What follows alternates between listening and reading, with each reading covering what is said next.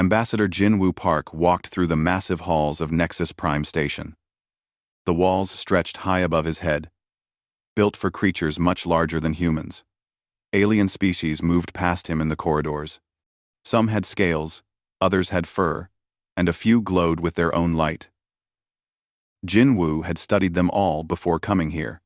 He carried a small bag with Earth's most important documents. Inside were medical research papers, engineering plans, and agricultural data. These papers could save millions of lives across the galaxy. Jinwoo hoped the Galactic Council would listen to what humans had to offer. Dr. Sarah Chen walked beside him, checking her tablet one more time. She had spent 3 years developing new treatments for diseases that killed entire planets. Her hands shook slightly as she held the device. This was the biggest moment of her career. "Are you nervous?" Jinwoo asked her in Korean. "A little," Sarah replied. "But excited too. Think about all the people we could help." Engineer Marcus Wright joined them at the council chamber doors. He was a tall man, with kind eyes, who had designed water systems for Earth's poorest regions. Now he wanted to bring clean water to alien worlds. The doors opened with a deep rumbling sound. The council chamber was enormous. Hundreds of alien representatives sat in curved rows that rose toward the ceiling. At the center sat Chancellor Vex Tar, a large reptilian creature with golden scales and cold yellow eyes. Jinwoo had read about Vex Tar before coming here. The Chancellor had ruled the council for over 50 years. He was known for making quick decisions and not liking younger species very much. "The humans may speak," Vex Tar announced. His voice echoed through the chamber. Jinwoo stepped forward and bowed respectfully. "Honorable Chancellor and esteemed council members, humanity comes before you today, with offerings of aid and friendship." Some aliens in the chamber made clicking sounds. Others whispered to each other. Jinwoo could not tell if these were good or bad reactions. "We have identified 3 systems in desperate need of assistance," Jinwoo continued. "The Keth-Mar system suffers from a plague that has killed millions. The Dorian colonies lack clean water after their infrastructure was destroyed in the recent war. The agricultural worlds of the Epsilon sector face famine due to soil contamination." He gestured to Sarah and Marcus. "Our medical researchers have developed treatments that could stop the plague in Keth-Mar within months. Our engineers can build water purification systems that work even on damaged worlds. Our agricultural specialists can clean contaminated soil using methods that have saved Earth's farmlands." Trade Minister Zephyran, a thin alien with purple skin, stood up. "And what does humanity want in return for this supposed generosity?" "Nothing," Jinwoo said simply. "We wish only to help those who suffer." Laughter erupted from several sections of the chamber. Vex Tar's eyes narrowed as he stared down at the human delegation. Primitive mammals always think they can solve problems that advanced species cannot. Vex Tar said, "You have been members of this council for only 2 years. What makes you think you understand galactic problems?" Sarah stepped forward, her face flushed with anger. Jinwoo placed a gentle hand on her arm to calm her. "We do not claim to understand everything," Jinwoo said. "But we know that suffering is the same everywhere. When people hurt, when they are hungry, when they are sick, it does not matter what species they are. Help is help." Zephyran laughed again. "How touching. But the council has already assigned appropriate resources to these problems. Your services are not needed." Marcus spoke up for the first time. "With respect, Minister, our intelligence suggests that no significant aid has reached any of these systems. The plague in Keth-Mar has actually gotten worse in the past 6 months." The chamber fell silent. Several alien representatives shifted uncomfortably in their seats. Jinwoo noticed that Zephyran and Vex Tar exchanged a quick glance. "Intelligence?" Vex Tar's voice was dangerous now. "Humans are gathering intelligence on council affairs? Only to better understand how we can help," Jinwoo said quickly. "We meant no disrespect." "Of course not," Vex Tar said, but his tone suggested he did not believe it. The council will consider your proposal. In the meantime, we have other assignments more suitable for a junior species. He gestured to an aide, who handed Jinwoo a datapad. The human ambassador read the assignment, and his heart sank. They were being asked to catalog star charts in empty sectors and perform basic maintenance on remote monitoring stations. Busy work. Jobs that would keep them far from the suffering worlds they wanted to help. We accept these assignments, Jinwoo said. He knew that refusing would end any chance of helping anyone. As the human delegation left the chamber, Jinwoo heard whispered conversations behind them. Words like naive and interference reached his ears. Sarah walked beside him, her jaw tight with frustration. They are letting people die, she said quietly. I know, Jinwoo replied, but we must be patient. Change takes time. They did not see Zephran approach Vextar after the chamber had emptied. The humans are more dangerous than we thought, Zephran said. They actually have the technology to solve these problems. If they succeed, it will upset our arrangements. Vextar nodded slowly. The plague in Kethmar was profitable for several council members who sold expensive temporary treatments. The water crisis in the Dorian colonies kept those worlds dependent on council aid that came with political strings attached. The famine in Epsilon Sector had driven food prices up across 3 trade routes. The humans cannot be allowed to interfere, Vextar decided. Their compassion makes them predictable. We will use that against them. What do you suggest? Zephran asked. Give them what they want. Vextar smiled, showing sharp teeth. Send them to help the suffering. Once they are committed to their mission and far from home, we will arrange for an accident. The galaxy will mourn the loss of these noble humans who died trying to save others. Very tragic. Very final. Zephran returned the smile. I will make the arrangements. Meanwhile, Jinwoo led his team to their assigned quarters. They spent the evening planning how to complete their busy work assignments as quickly as possible. Sarah worked on portable medical equipment that could treat diseases even in remote locations. Marcus designed water purification systems that could be built with basic materials. None of them knew that their compassion had signed their death warrant. They only knew that somewhere in the galaxy, people were suffering, and they had the power to help. That was enough to keep them working through the night, preparing for missions they thought would save lives. Outside their windows, the stars looked peaceful and beautiful. Jinwoo stared at them before going to sleep, thinking about his wife and children back on Earth. He would see them again soon, he told himself. After he had helped heal a small corner of the galaxy. 3 months had passed since the council meeting. Jinwoo Park stood in a medical tent on the planet Kethmar, watching Dr. Sarah Chen work her magic. The plague that had killed millions was finally retreating. Sarah's treatments worked better than anyone had expected. The refugee camp around them buzzed with activity. Alien families who had been sick for years were now healthy and strong.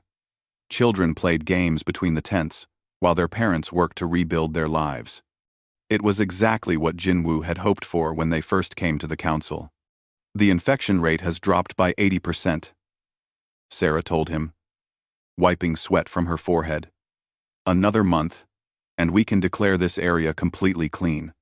Marcus Wright approached them from the water treatment facility he had built near the camp. His engineering team had worked day and night to bring clean water to the refugees. Now crystal clear water flowed from taps that had run dry for 5 years. The local government wants to hire us to build similar systems in 12 other cities, Marcus said with a smile.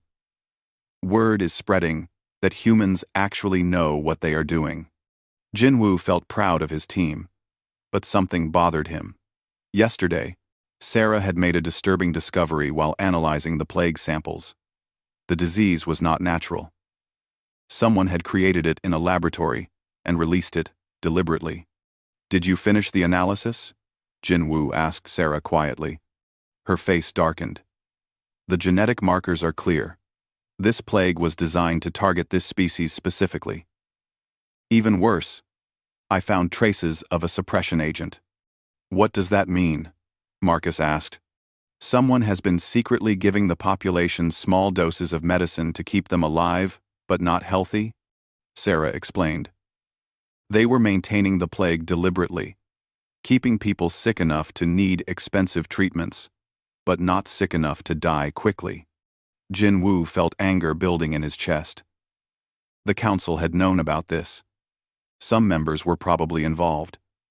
That was why they had tried to keep humans away from Kethmar. Before he could respond, a loud rumbling sound filled the air.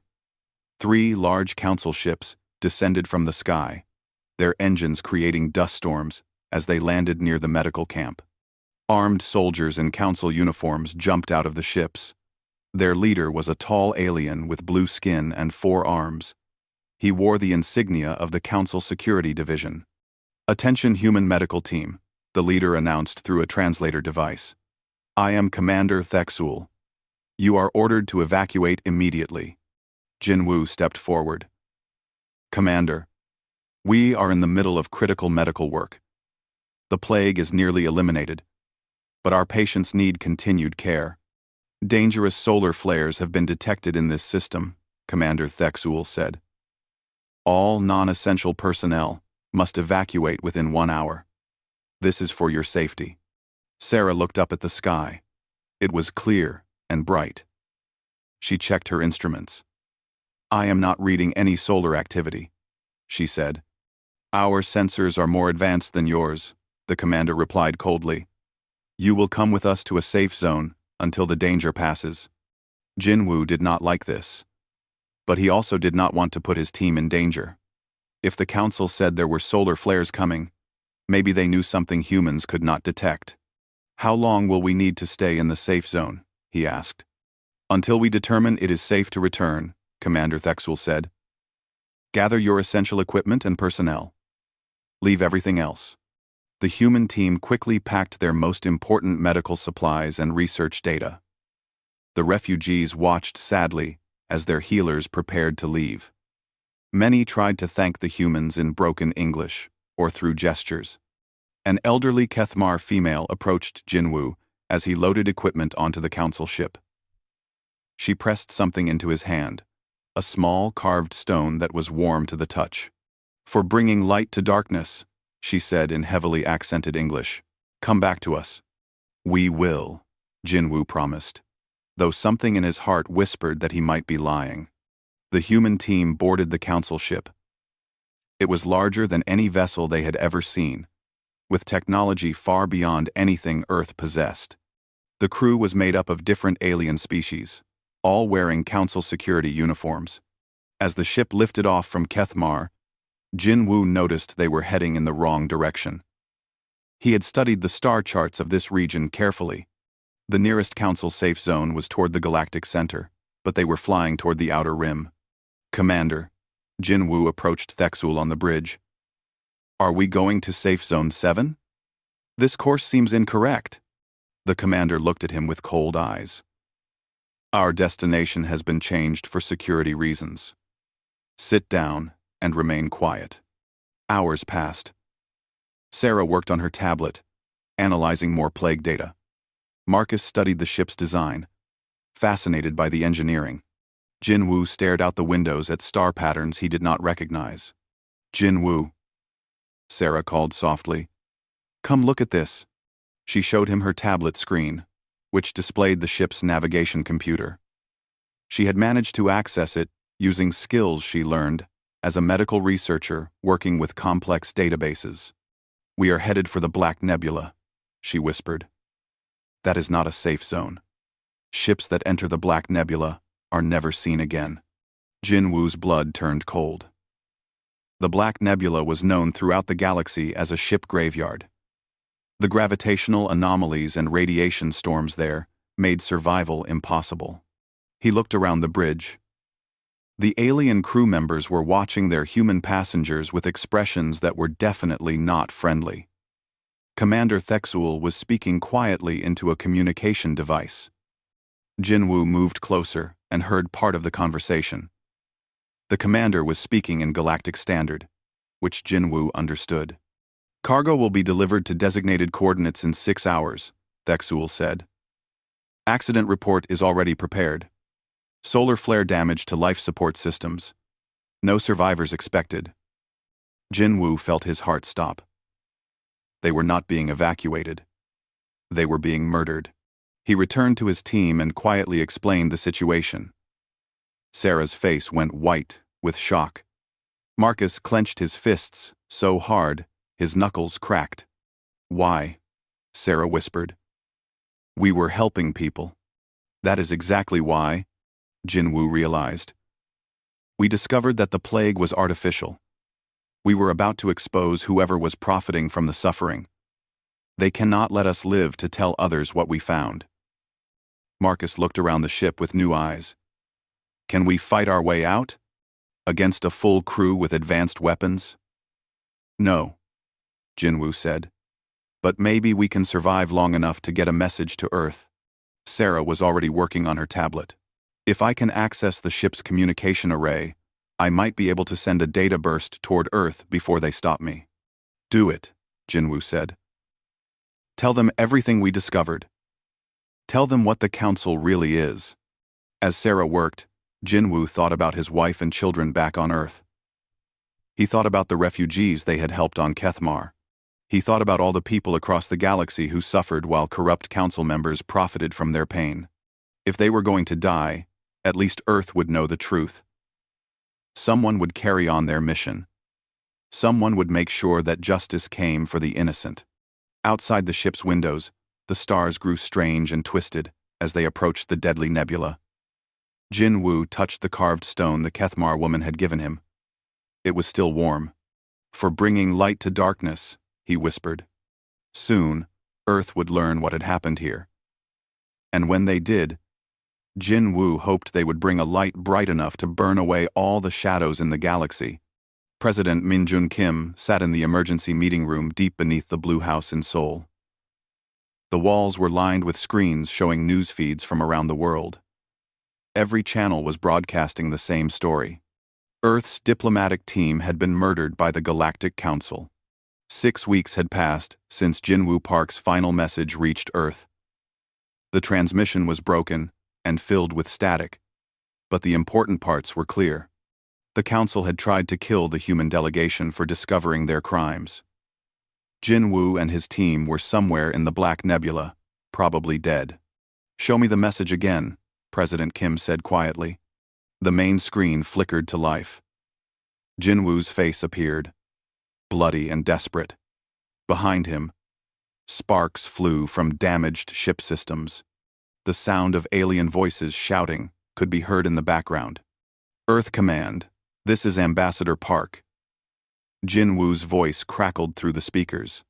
"We have discovered that the Galactic Council is deliberately maintaining diseases and conflicts for profit. They tried to eliminate us as witnesses. We are being taken to the Black Nebula. Tell our families we love them. Tell our people what the Council really is. Do not trust them. Do not let them hurt anyone else." The message ended with the sound of an explosion. Then, silence. President Kim closed his eyes. Jinwoo had been his friend since university. They had dreamed together of humanity, taking its place among the stars, as peaceful explorers and healers. Now Jinwoo was gone, murdered for trying to help strangers. "Mr. President," said Admiral Elena Vasquez, the head of Earth's combined military forces. "The people are demanding action. Every major city has seen protests. They want justice for our diplomats." On the screens around the room, President Kim could see the protests.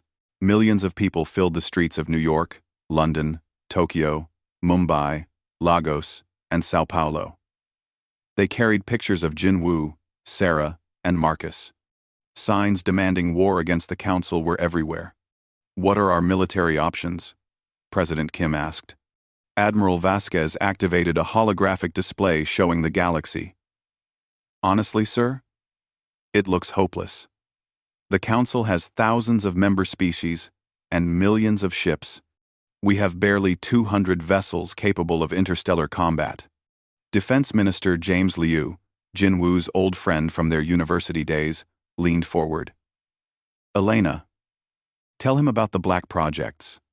Admiral Vasquez hesitated. Sir, for the past 5 years, we have been developing certain capabilities that the Council does not know about. What kind of capabilities? President Kim asked. Project Ghost Fleet has produced stealth technology that makes our ships invisible to Council sensors.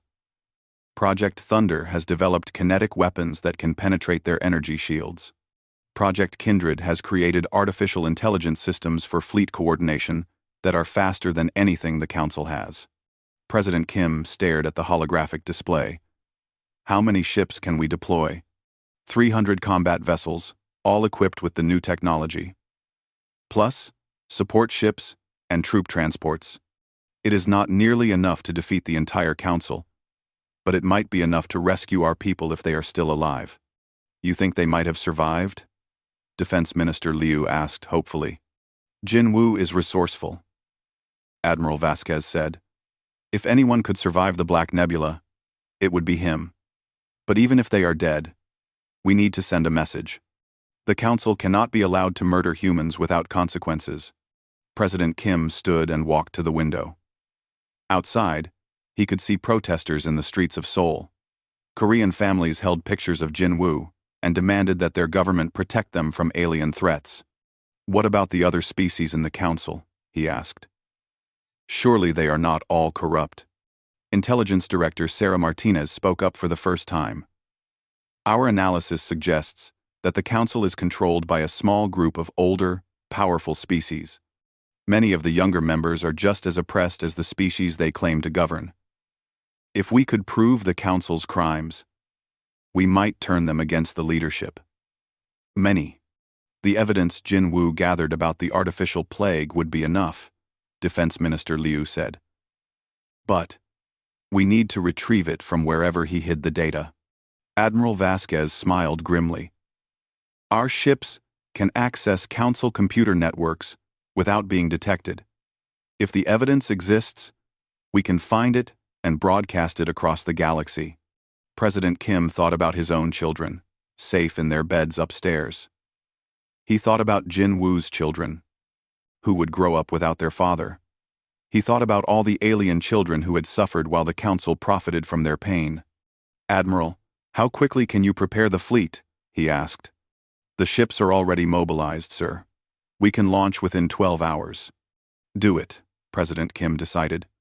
But this is not a war of conquest. We go to rescue our people, expose the Council's crimes, and return home. We are not conquerors. Admiral Vasquez nodded. Understood, sir. What should I tell the fleet commanders about rules of engagement? And defend yourselves. Protect the innocent. Show the galaxy that humans fight for justice, not for power. President Kim turned back to the screens showing protests around the world. And make sure the Council understands that murdering our diplomats was the biggest mistake they ever made. Hours later, the Earth fleet launched from hidden bases around the solar system.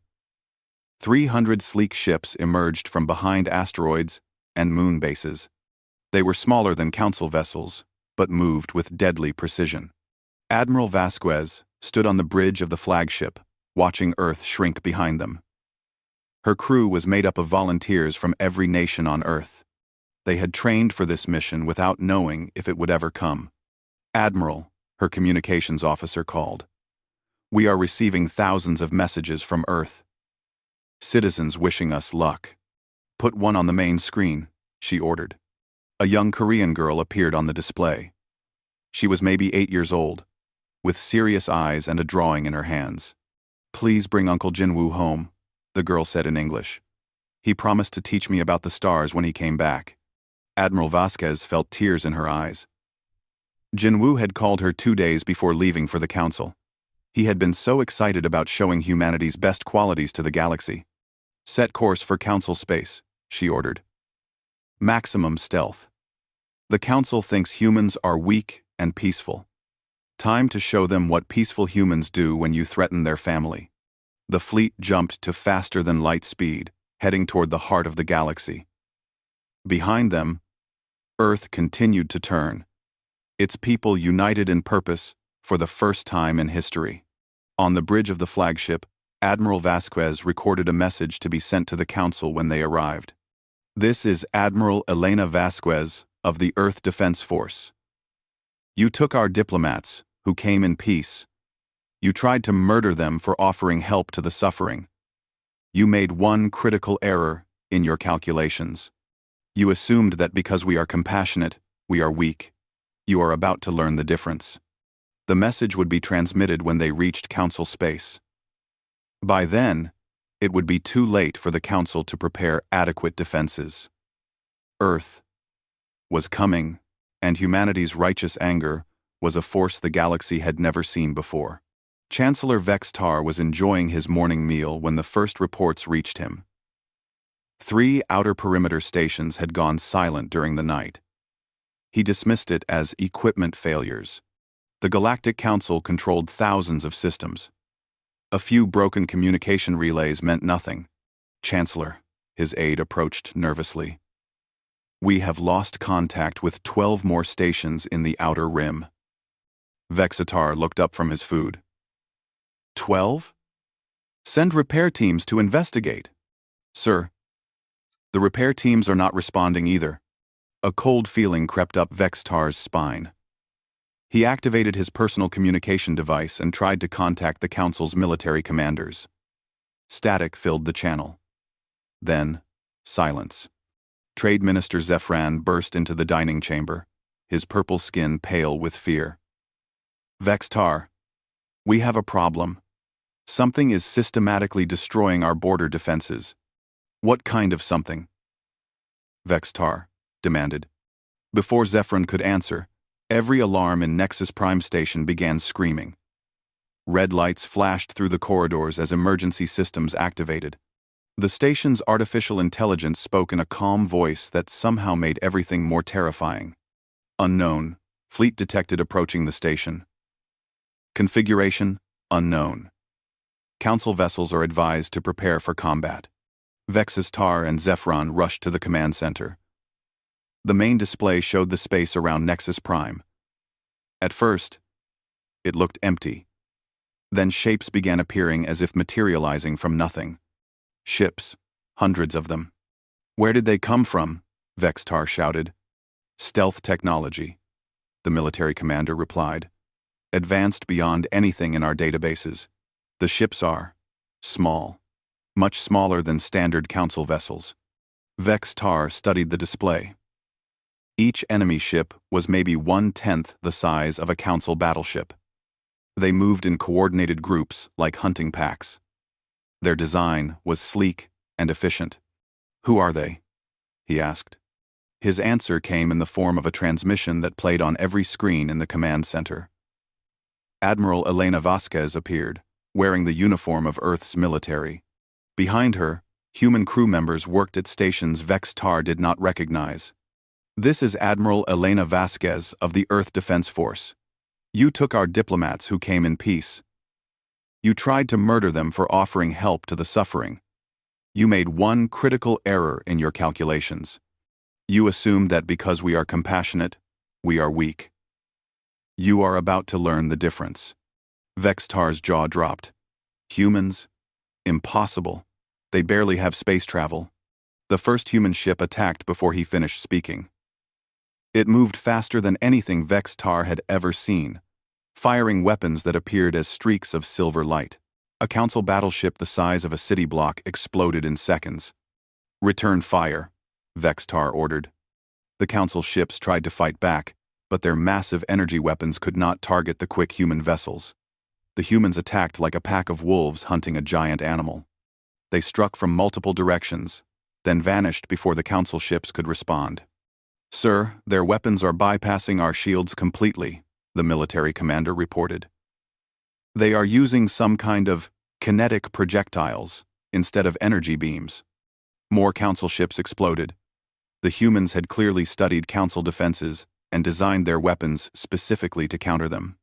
What should have been an easy victory for the technologically superior Council was becoming a massacre. "Broadcast on all frequencies," Vextar ordered. "Tell the humans we can negotiate." Admiral Vasquez's image appeared on the main screen again. "You want to negotiate? Fine. Release our diplomatic team immediately and surrender for trial. Those are our terms." "Your diplomats are dead," Zephyran said, stepping beside Vextar. "We cannot release dead humans." The temperature in the command center seemed to drop. On the screen, Admiral Vasquez's eyes became cold and hard. "You just admitted to murder," she said quietly. "There will be no negotiation." The human attack intensified. More ships decloaked around Nexus Prime. They attacked in perfect coordination, as if controlled by a single mind. Council vessels that had dominated the galaxy for thousands of years were being destroyed by ships a fraction of their size. "This is impossible," Vextar whispered. "Humans are primitives. They have no military experience." "Sir," the communications officer called out, "we are receiving transmissions from across the galaxy. The humans are broadcasting something on all channels." The main screen changed to show Dr. Sarah Chen's research data. Evidence of the artificial plague on Kethmar filled every display in Council space. Documents proving that Council members had deliberately maintained the disease for profit. Financial records showing payments to military contractors who prolonged wars on innocent worlds. "Where did they get this information?" Zephyran demanded. "It must be from their diplomatic team," Vextar realized. "They found the evidence before we eliminated them." But the humans had more than just evidence. Species after species across the galaxy began broadcasting messages of support for Earth. Worlds that had suffered under Council rule declared their independence. Several Council member species announced they were switching sides. "Sir, 15 of our own fleets have stopped responding to commands," the military commander reported. "They are joining the humans." Vextar watched his empire crumble in real time. Species that had been oppressed for centuries were finally free to fight back. And at the center of it all were the humans, leading by example rather than by force. "Concentrate all remaining forces around Nexus Prime," Vextar ordered. "We make our stand here." But there were not many forces left to concentrate. The human fleet had systematically destroyed or captured most Council vessels. The few ships that remained were outnumbered and outgunned by the growing rebellion. A new group of ships appeared near Nexus Prime. These were larger than the attack vessels, clearly designed for different purposes. They moved toward the station with obvious intent. "They are boarding craft," the military commander said. "The humans are coming aboard. Seal all entrances. Prepare for ground combat," Vextar ordered. But the humans did not try to force their way in. Instead, they transmitted another message. This time, it was Ambassador Jinwoo Park himself. Vextar stared in shock. The human diplomat was alive. Injured, but alive.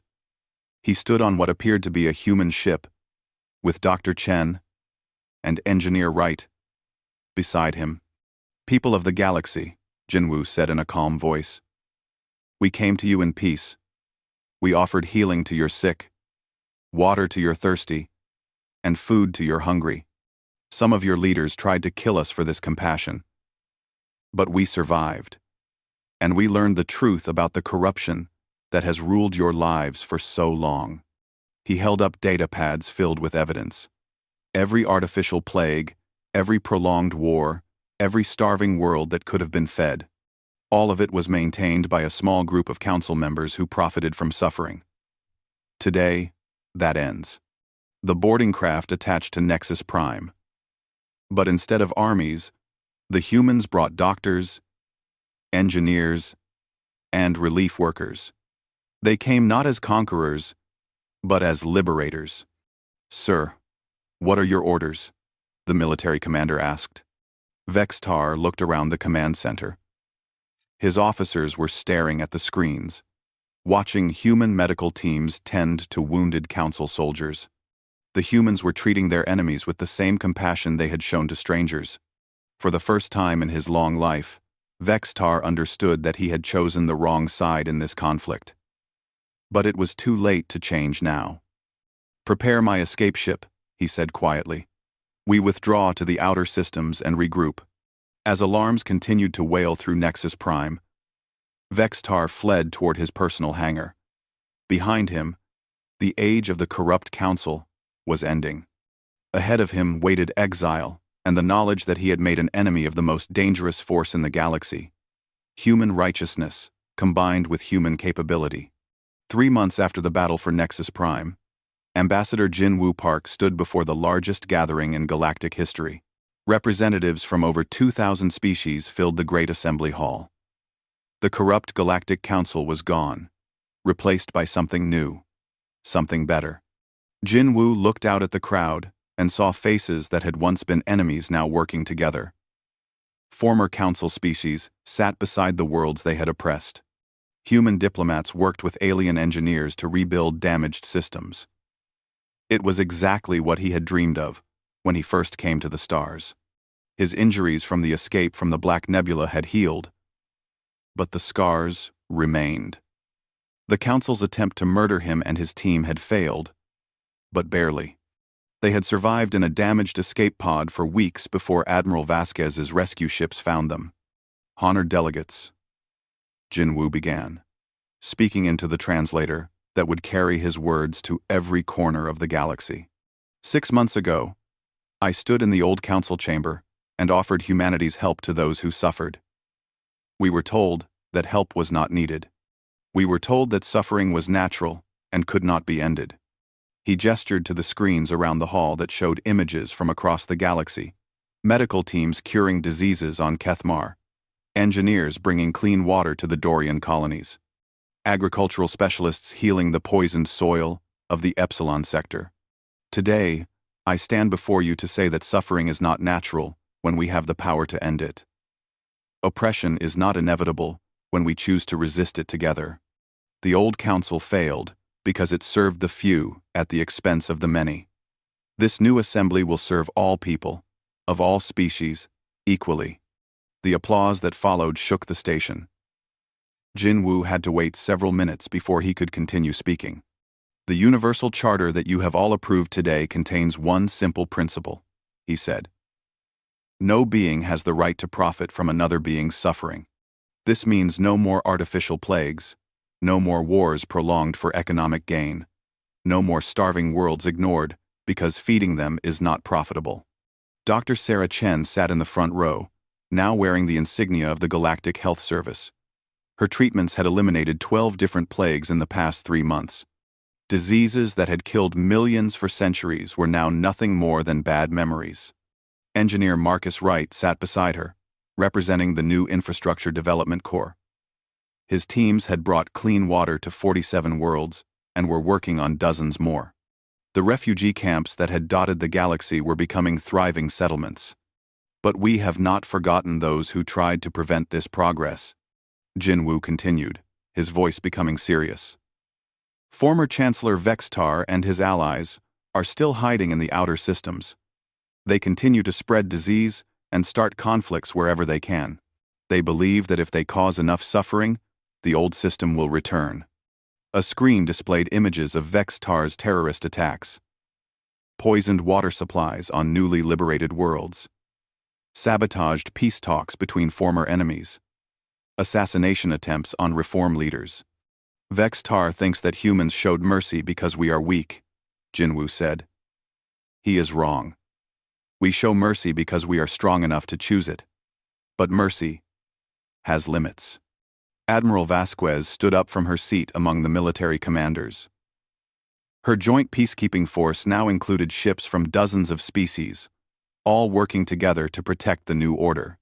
"Former Chancellor Vextar, if you are listening to this broadcast, know that your crimes have not been forgotten," she said. "Surrender now and face trial. Continue your terrorism and face the consequences." The assembly fell silent. Everyone knew that Vex-Tar was probably watching from his hidden base somewhere in the lawless regions. Everyone also knew that his answer would be more violence. President Min Jun Kim, attending via holographic projection from Earth, spoke next. The Korean people have a saying, "A tree that would grow tall must sink deep roots." The roots of this new galactic community are justice, compassion, and mutual aid. These roots will grow too deep for any storm to uproot. Jinwoo smiled at his old friend's words. Korean wisdom had guided humanity's approach to galactic politics from the beginning. Patience, respect, and quiet strength had proven more effective than the Council's threats and intimidation. In 1 week, we will vote on the final structure of our new government, Jinwoo announced. I want to be clear about something. Earth does not seek to rule this galaxy. Humans do not want to become the new overlords. We want to be partners in building something better than what came before. The vote that followed was unanimous. Jinwoo Park was elected as the first Secretary General of the Galactic Democratic Assembly. Not because he was human, but because he had proven that power should serve others rather than itself. As the assembly session ended, delegates from hundreds of worlds approached Jinwoo with thanks, proposals, and friendship. A young Kethmar scientist showed him a medical scanner that could detect artificial diseases instantly. A former council engineer offered to help design better ships for the peacekeeping fleet. But the moment that meant the most came when a small delegation of children approached him. They represented the first generation to grow up free from the council's oppression. Human children stood beside alien children who had been enemies just months before. Secretary General, one little girl said in perfect galactic standard. My grandmother says you saved our world. Thank you. Jinwoo knelt down to her level. I did not save your world, he said gently. We all saved it together, and we will protect it together too. Later that evening, Jinwoo stood in his quarters looking out at the stars. A communication device chimed with an incoming message from Earth. His wife's face appeared on the screen, smiling despite the tears in her eyes. I saw the broadcast, she said in Korean. I am so proud of you. The children ask about you every day. I will be home soon, Jinwoo promised. There is just one more thing I need to do.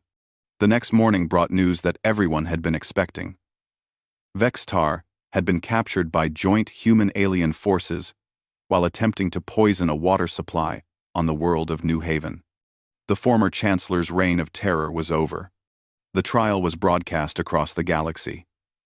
Vex-Tar stood in chains before judges from a dozen species, including several from his own. The evidence against him filled databases. Millions of deaths. Trillions of credits stolen from suffering worlds. A lifetime of corruption and cruelty. When asked if he had any final words, Vex-Tar looked directly at the camera. You think you have won, but this will not last. Compassion is weakness. Unity is impossible. When the next crisis comes, you will remember why the strong must rule the weak. Jinwoo stood to respond. You are right about one thing. The next crisis will come. But when it does, we will face it together. Not as rulers and subjects, but as equals. Not through fear, but through hope. The judges sentenced Vex-Tar to life in prison, with the possibility of parole only if he agreed to help heal the damage he had caused. He refused, preferring hatred to redemption. 5 years later, Jinwoo kept his promise and returned to Earth. He found a world transformed by its place in the galactic community. Human children learned alongside alien exchange students. Earth cities were being rebuilt using architectural techniques from dozens of worlds. The night sky was filled with ships carrying trade, knowledge, and friendship between the stars. In his garden in Seoul, Jinwoo grew flowers from 50 different worlds. His children played games that combined human and alien traditions. His wife worked with alien linguists to preserve Earth's languages while learning new ones. Sometimes, on quiet evenings, Jin Woo would hold the carved stone the Kethmar woman had given him years ago. It was still warm to the touch, still a reminder of the moment when he chose to bring light to darkness. The galaxy was not perfect. There were still conflicts, still problems to solve, still suffering to ease. But now, there was also hope. Now there was proof that different species could work together. Now there was an example of what civilizations could accomplish when they chose cooperation over domination. As Jin Woo watched his children play under stars that no longer seemed distant and cold, he knew that humanity had found its true purpose among the stars. Not as conquerors, but as healers. Not as rulers, but as friends. Not as the strongest species in the galaxy, but as the one willing to make everyone else stronger too. The Council had made one final mistake. They thought that destroying humanity's compassion would be easy. Instead, they had only made it burn brighter, until its light reached every corner of the galaxy and showed all beings what they could become together.